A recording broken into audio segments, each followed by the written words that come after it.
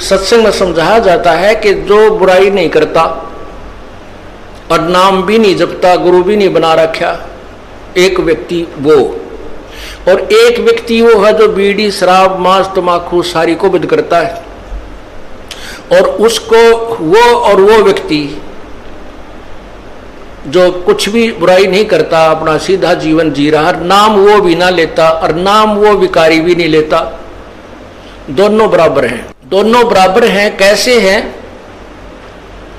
कि जैसे एक खेत 1 एकड़ जमीन खूब बांस मार के छोड़ रखी है, उसमें कोई घास नहीं, कोई अड़ंगा नहीं, कोई डले नहीं, और उसके दूसरे किले में घास फूस खूब उगा पड़ा है, झाड़ जंखार झाड़ी भी जाम रही है, अर्थात बंजर पड़ा है, और उस जो समार रखा वो किला उसमें भी कुछ नहीं बीज रखा, उसमें बीज नहीं बो रखा, तो वो उसी के बराबर है, दोनों यूजलेस हैं, व्यर्थ हैं। अब किसान जो होता है वो बड़ा परिश्रमी, और उसको ज्ञान होता है कि जो ये बंजर जमीन पड़ी है ये भी उपजाऊ हो सकती है, उसका तरीका किसान को होता है। उस बंजर सभी जमीन को भी वो अपनी पूरे प्रयत्न से कभी पहले उस घास को काटेगा, झाड़ियों को गंडासियों तक काटेगा, फिर उसको जो है ट्रैक्टर से हल से उसकी गुड़ाई करके समार लेगा, और लाभ दोनों का जब होगा जब दोनों में बीज दिया जाएगा। एक वो पुण्यात्मा जो बुराई नहीं करता, एक वो जिसको हम पापात्मा कहते हैं, बुराई सारी करता है। जब वो सत्संग में आ जाते हैं तो वो संत रूपी जो किसान होता है वो दोनों को ही यूटिलाइज कर लेता है, दोनों को ही प्रयोग करता है, दोनों को सफल कर लेता है। ठीक है, जो पुण्यात्मा बुराई शराब बीड़ी शराब मांस तम्बाकू नहीं प्रयोग करती तो वो तो समरा खेत है, उसमें तो बीज बोना शेष है।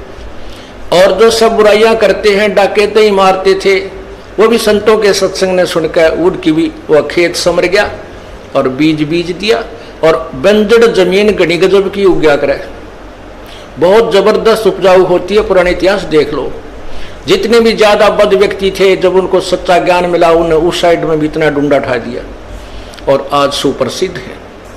तो पुण्यात्माओं, ये तो मानुष जीवन समारे पार पड़ेगी, चाहे इस जन्म में या फिर कभी सूत बैठे कुत्ते गधे सुअर की जूनी भोग कर फिर मनुष्य जन्म में, यो काम तो करें पार पड़ेगी। अब आपको मनुष्य जीवन भी है और सत्संग सुनने को भी मिल रहा है, अब भी आप सफल नहीं होगे तो तुम्हारे जैसे निर्भाग नहीं, और आप जैसे भागवान भी नहीं, क्योंकि आपको परमात्मा ने मनुष्य जीवन दिया और ये तत्व ज्ञान आपके कानों तक पहुंचा दिया और आपकी रुचि बनी, और अब कभी रह गए फिर कितना ठिकाना धरती पर नहीं आपको। तो परमात्मा क्या बताते हैं, जो सत्संग नहीं सुनते, सत्संग में नहीं आते, उस मानव समाज को केवल वही ज्ञान है जो वो आपस में परस्पर डिस्कस करते रहते हैं। उससे बाहर की कोई बात उनको ध्यान में लाने की चेष्टा करता है तो उनको स्वीकार्य नहीं होती, तुरंत रिजेक्ट कर देते हैं। सत्संग में तो पाखंडी लोग जाते हैं, सत्संग में तो ऐसे व्यक्ति जाते हैं और वो सारी बुराई करें, किसी की बहन बेटी तक तो छोड़ने को ना, पड़ोसी का धन लूट ले, वो भी सत्संग में आने वालों को बुरा बताते हैं। ये उनको सत्संग में ना आने के कारण ऐसी धारणा बन जाती है। तो परमात्मा कहते हैं, राम नाम कड़वा लगे, राम नाम कड़वा लगे, ये मीठे लगे दाम, दुविधा में दोनों गए, भाई माया मिली ना राम। एक समय की बात है जब हम इस मार्ग पर लगे थे और विशेषकर ऐसी घटनाओं को ऊपर विशेष दृष्टि जाती थी, आत्मा में ठेस पहुंचती थी। एक बहुत बड़ा पैसे वाला व्यक्ति था, सुनार का काम किया करता, उसके 2 बच्चे थे, एक लड़का एक लड़की, और 2 वो पति पत्नी। लड़की का ब्याह करना था, लड़की का, और उसके पास इतना पैसा था गिनती नहीं। लड़की का ब्याह करना था, लड़की ये हिसार के आसपास के यहीं का रहने वाला था, और लड़की की शादी राजस्थान में एक अच्छे सेठ यानी बड़े सुनार के, वो भी बड़ा पैसे वाला था, वहाँ करनी थी। तो लड़की के कपड़े जेवरात और वहाँ जो दहेज में देने की वस्तु जो देनी थी वो खरीदने के लिए दिल्ली जा रहे थे। और आसी और महम के बीच में एक ट्रक के नीचे एक्सीडेंट हो गया, दोनों अब आमने सामने टक्कर होगी, चारों के चारों वहीं मर गए।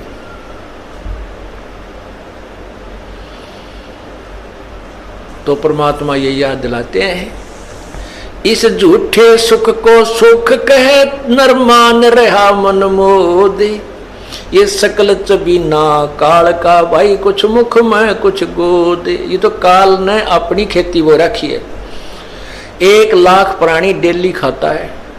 नैना देवी में गए थे कल्याण कराने के लिए, वहां सारा कल्याण होगा, 150 आदमी मर गए।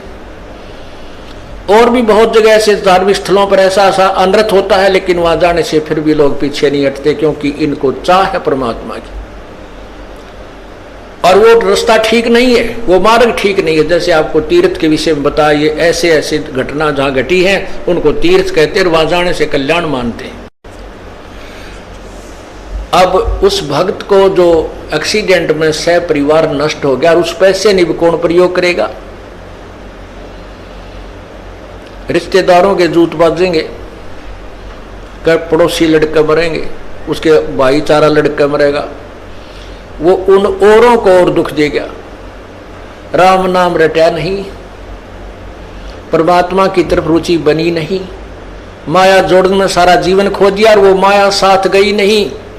और जो पैसे कमाने में, वो धन कमाने में जो पाप किए थे वो भगत के साथ गए, वो उसके साथ गए। गधा बनेगा, कुत्ता बनेगा, सुअर बनेगा, ब्राह्मण माटी होगी, वो अभी शेष रहते। तो पुण्यात्माओं, ये दिखाई जब देता है जब इस ज्ञान रूपी आंखें बन जाती है, और इस सत्संग के अंदर ये मोतियाबिंद का ऑपरेशन किया जाता है। वैसे तो ये लोग बहुत शाणे नजर आते हैं, बुद्धिमान नजर आते हैं, बोलने भी ना देते हमारे भक्तों को, लेकिन उनको वो कति ज्ञानहीन है, भक्ति का मार्ग उनको नहीं है। और जिनको आत्म कल्याण का ज्ञान नहीं है, तो किसे विद्वान हो, कितने विद्वान हो, चाहे वो डबल MA के ट्रिपल MA कर रखी हो, वो तो इस जीवन में 2 रोटी का धंधा है बस, आगे कुछ नहीं इससे। और उस 2 रोटी के धंधे के लिए 16 साल तक लगातार बच्चे को हम फ्री छोड़ देते, तू पढ़ ले बेटा, बेटी पढ़ ले। और राम नाम के लिए हमारे पास 2 घंटे मुश्किल से मिलते हैं, और परमात्मा इतने दयालु हैं, ये फिर भी आपके बच्चे का कल्याण करने की चेष्टा करते हैं। यदि हम इस मार्ग को ढंग से समझेंगे तो ऐसा ही करना पड़ेगा, हमारे को समय भी लगाना पड़ेगा, 2 पैसे पुण्य भी करना पड़ेगा।